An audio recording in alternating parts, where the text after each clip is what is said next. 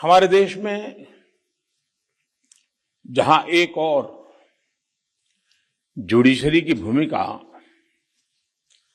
संविधान संरक्षक की है, वहीं लेजिस्लेचर नागरिकों की आकांक्षाओं का प्रतिनिधित्व करता है। मुझे विश्वास है कि संविधान की इन दो धाराओं का ये संगम, ये संतुलन देश में प्रभावी और समयबद्ध न्याय व्यवस्था का रोडमैप तैयार करेगा। मैं आप सभी को इस आयोजन के लिए हृदय से शुभकामनाएं देता हूं। साथियों, मुख्यमंत्रियों और मुख्य न्यायाधीशों की ज्वाइंट कॉन्फ्रेंस पहले भी होती आई है और उनसे हमेशा देश के लिए कुछ न कुछ नए विचार भी निकले हैं। लेकिन ये इस बार ये जो आयोजन अपने आप में और भी ज्यादा खास है। आज ये कॉन्फ्रेंस एक ऐसे समय में हो रही है जब देश अपनी आजादी का अमृत महोत्सव मना रहा है। आजादी के इन 75 सालों ने जुडिशरी और एग्जीक्यूटिव दोनों के ही रोल्स और रिस्पांसिबिलिटीज को निरंतर स्पष्ट किया है। जहां जब भी जरूरी हुआ, देश को दिशा देने के लिए ये रिलेशन लगातार इवॉल्व हुआ है। आज आजादी के अमृत महोत्सव में जब देश नए अमृत संकल्प ले रहा है, नए सपने देख रहा है, तो हमें भी भविष्य की तरफ देखना होगा। 2047 में जब देश अपनी आजादी के 100 साल पूरे करेगा, तब हम देश में कैसी न्याय व्यवस्था देखना चाहेंगे। हम किस तरह अपने जुडिशियल सिस्टम को इतना समर्थ बनाएं कि वो 2047 के भारत की आकांक्षाओं को पूरा कर सके, उन पर खरा उतर सके। ये प्रश्न आज हमारी प्राथमिकता होना चाहिए। अमृत काल में हमारा विजन एक ऐसी न्याय व्यवस्था का होना चाहिए जिसमें न्याय सुलभ हो, न्याय त्वरित हो और न्याय सबके लिए हो। साथियों, देश में न्याय की देरी को कम करने के लिए सरकार अपने स्तर से हर संभव प्रयास कर रही है। हम जुडिशियल स्ट्रेंथ को बढ़ाने के लिए प्रयास कर रहे हैं। जुडिशियल इंफ्रास्ट्रक्चर को बेहतर करने की कोशिश चल रही है। केस मैनेजमेंट के लिए आईसीटी के इस्तेमाल की शुरुआत भी की गई है। सबऑर्डिनेट कोर्ट्स और डिस्ट्रिक्ट कोर्ट से लेकर हाई कोर्ट तक वैकेंसीज को भरने के लिए भी प्रयास हो रहे हैं। साथ ही जुडिशियल इंफ्रास्ट्रक्चर को मजबूत करने के लिए भी देश में व्यापक काम हो रहा है। इसमें राज्यों की भी बहुत बड़ी भूमिका है। साथियों, आज पूरी दुनिया में नागरिकों के अधिकार के लिए, उनके सशक्तिकरण के लिए टेक्नोलॉजी एक इंपॉर्टेंट टूल बन चुकी है।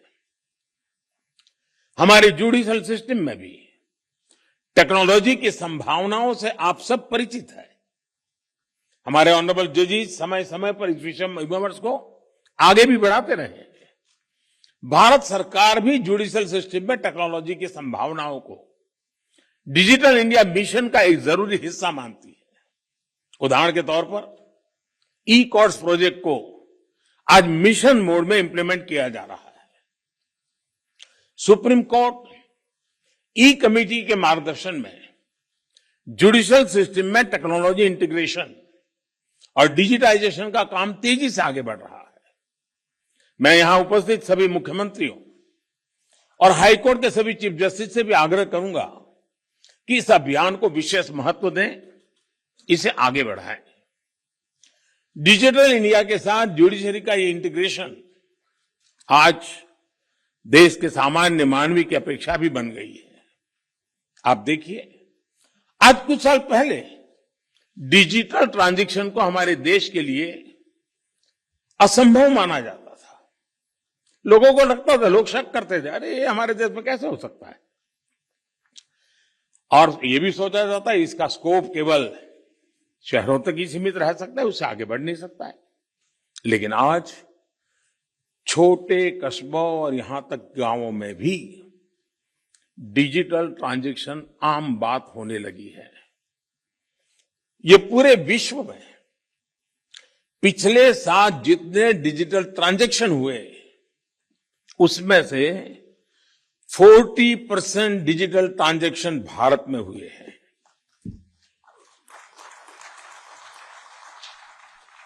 सरकार से जुड़ी वो सेवाएं जिनके लिए पहले नागरिकों को महीनों ऑफिसेज के चक्कर काटने पड़ते थे, वो अब मोबाइल पर अवेलेबल हो रही है। ऐसे में स्वाभाविक है, जिस नागरिक को सेवाएं और सुविधाएं ऑनलाइन उपलब्ध हो रही हैं, वो न्याय के अधिकार को लेकर भी वैसे ही अपेक्षाएं करेगा। साथियों, आज जब हम टेक्नोलॉजी और फ्यूचरिस्टिक अप्रोच की बात कर रहे हैं, तो इसका एक important aspect tech friendly human resources भी है। टेक्नोलॉजी आज युवाओं के जीवन का स्वाभाविक हिस्सा है। यह हमें सुनिश्चित करना है कि युवाओं की एक्सपर्टाइज, उनकी प्रोफेशनल स्ट्रेंथ कैसे बने। आजकल कई देशों में लॉ यूनिवर्सिटीज में blockchains, electronic discovery, cyber security, robotics, artificial intelligence और बायो एथिक्स जैसे विषय पढ़ाए जा रहे हैं।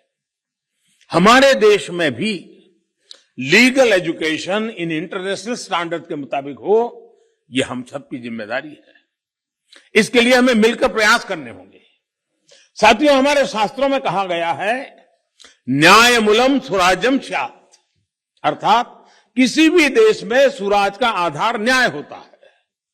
इसलिए न्याय जनता से जुड़ा होना चाहिए, जनता की भाषा में होना चाहिए। जब तक न्याय के आधार को सामान्य मानवी नहीं समझता, उसके लिए न्याय और राजकीय आदेश में बहुत फर्क नहीं होता है। मैं इन दिनों सरकार में एक विषय पे थोड़ा दिमाग खपा रहा हूं।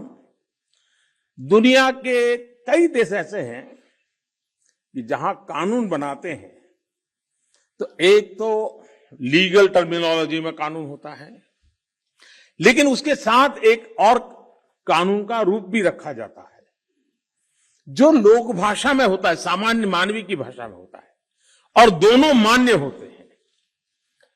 और उसके कारण सामान्य मानवी को कानूनी चीजों को समझने में न्याय के दरवाजे खटखटाने की जरूरत नहीं पड़ती है।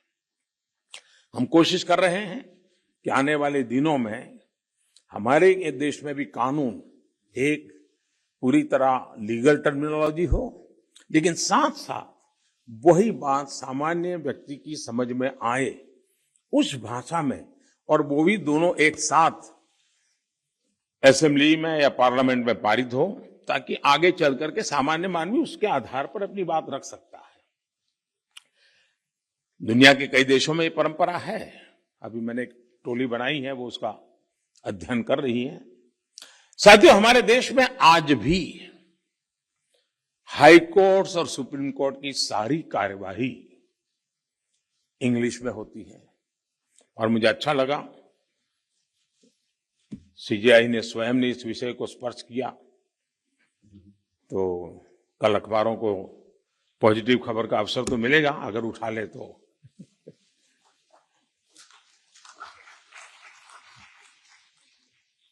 लेकिन उसके लिए बहुत इंतजार करना पड़ेगा।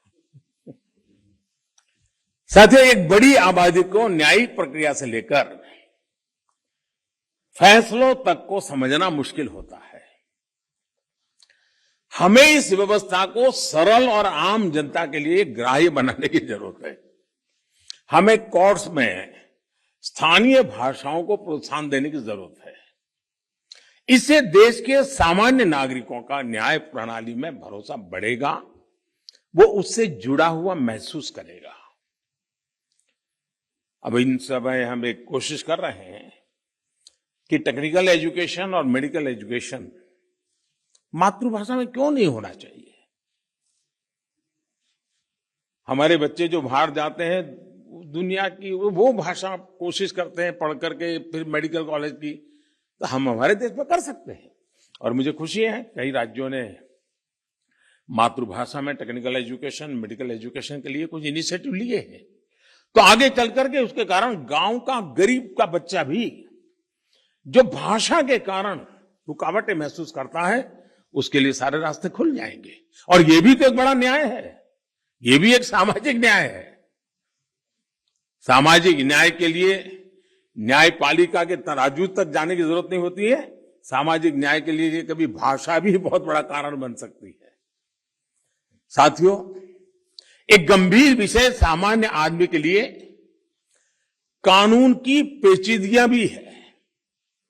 2015 में हमने करीब 1800 ऐसे कानूनों को चिन्हित किया था जो अप्रासंगिक हो चुके थे। इनमें से जो केंद्र के कानून थे, ऐसे 1450 कानूनों को, 1450 कानूनों को हमने खत्म किया। लेकिन राज्यों की तरफ से केवल 75 कानून ही खत्म किए गए हैं। मैं आज सब आदरणीय मुख्यमंत्रीगण यहां बैठे हैं, मैं आपसे बहुत आग्रह करता हूं कि अपने राज्य के नागरिकों के अधिकारों के लिए, उनकी ईज ऑफ लिविंग के लिए आपके यहां भी ये कानूनों का इतना बड़ा जाल बना हुआ है, काल बाह्य कानूनों में लोग फंसे पड़े हैं, उन कानूनों को निरस्त करने की दिशा में आप कदम उठाइए। लोग बहुत आशीर्वाद देंगे जी। साथियों, न्यायिक सुधार केवल एक नीतिगत विषय या पॉलिसी मैटर ही नहीं है। देश में लंबित करोड़ों केसेस के लिए पॉलिसी से लेकर टेक्नोलॉजी तक हर संभव प्रयास देश में हो रहे हैं। और हमने बार बार इसकी चर्चा भी की है। इस कॉन्फ्रेंस में भी आप सब एक्सपर्ट्स इस विषय पर विस्तार से बात करेंगे ही, ये मुझे पर विश्वास है। और मैं शायद बहुत लंबे अरसे तक इस मीटिंग में बैठा हुआ हूं। शायद जजेस को ऐसी मीटिंग में आने का जितना अवसर मिला होगा, उससे ज्यादा मुझे मिला है, क्योंकि मैं कई वर्षों तक मुख्यमंत्री के रूप में इस कॉन्फ्रेंस में आता रहता था। अब यहां बैठना मौका आ गया है तो यहां से आता रहता हूं। तो एक प्रकार से मैं इस महफिल में सीनियर हूं।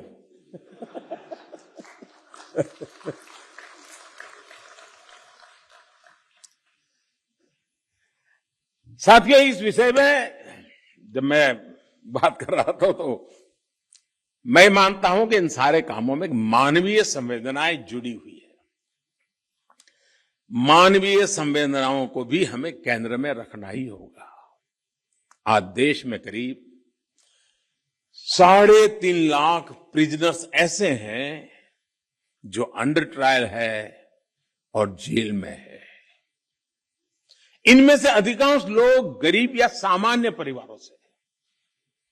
हर जिले में डिस्ट्रिक्ट जज की अध्यक्षता में एक कमेटी होती है ताकि इन केसेस की समीक्षा हो सके। जहां संभव हो बेल पर उन्हें रिहा किया जा सके। मैं सभी मुख्यमंत्रियों और हाई कोर्ट के जजेस से अपील करूंगा कि मानवीय संवेदनाओं, उन संवेदनाओं और कानून के आधार पर इन मामलों को भी अगर संभव हो तो प्राथमिकता दी जाए। इसी तरह न्यायालयों में और खासकर स्थानीय स्तर पर लंबित मामलों के समाधान के लिए मध्यस्थता, मीडिएशन भी एक महत्वपूर्ण जरिया है। हमारे समाज में तो मध्यस्थता के जरिए विवादों के समाधान की हजारों साल पुरानी परंपरा है। आपसी सहमति और परस्पर भागीदारी ये न्याय की अपनी एक अलग मानवीय अवधारणा है। अगर हम देखें तो हमारे समाज का वो स्वभाव कहीं ना कहीं अभी भी बना हुआ है। हमने हमारी उन परंपराओं को खोया नहीं है। हमें इस लोकतांत्रिक व्यवस्था को मजबूत बनाने की जरूरत है। और जैसे चीफ साहब ने ललित जी की तारीफ की, मैं भी करना चाहूंगा। उन्होंने पूरे देश में भ्रमण किया, हर राज्य में गए इस काम के लिए, और सबसे बड़ी बात है कोरोना काल में गए। साथियों, मामलों का कम समय में समाधान भी होता है, न्यायालयों का बोझ भी कम होता है और सोशल फैब्रिक भी सुरक्षित रहता है। हमने इसी सोच के साथ संसद में मीडिएशन बिल को भी एक अम्ब्रेला लेजिस्लेशन के रूप में भी पेश किया है। अपनी रीच लीगल एक्सपर्टाइज के साथ हम मीडिएशन से सॉल्यूशन की विधा में ग्लोबल लीडर बन सकते हैं। हम पूरी दुनिया के सामने एक मॉडल पेश कर सकते हैं। मुझे पूरा भरोसा है कि प्राचीन मानवीय मूल्यों और आधुनिक अप्रोच के साथ इस कॉन्फ्रेंस में ऐसे सभी विषयों पर आप सब विद्वज्जन विस्तार से चर्चा करके, मंथन करके उस अमृत को लाओगे जो शायद आने वाली पीढ़ियों तक काम आएगा। इस कॉन्फ्रेंस में जो नए आइडियाज निकलेंगे, जो नए निष्कर्ष निकलेंगे, वो नए भारत की आकांक्षाओं को पूरा करने का माध्यम बनेंगे। इसी विश्वास के साथ मैं फिर एक बार आप सबके मार्गदर्शन के लिए मैं आपका आभारी हूं, और मैं सरकार की तरफ से ये विश्वास दिलाता हूं कि देश के न्याय व्यवस्था के लिए सरकारों ने जो करना होगा, चाहे राज्य सरकार हो, केंद्र सरकार हो, वो भरसक प्रयास करेगी ताकि हम सब मिलकर के देश के कोटि कोटि नागरिकों की आशा अपेक्षाओं को पूर्ण कर सके। और 2047 में देश जब आजादी के 100 साल मनाए, तब हम न्याय के क्षेत्र में भी और अधिक गौरव के साथ, और अधिक सम्मान के साथ, और अधिक संतोष के साथ आगे बढ़े। यही मेरी बहुत बहुत शुभकामना है। बहुत बहुत धन्यवाद।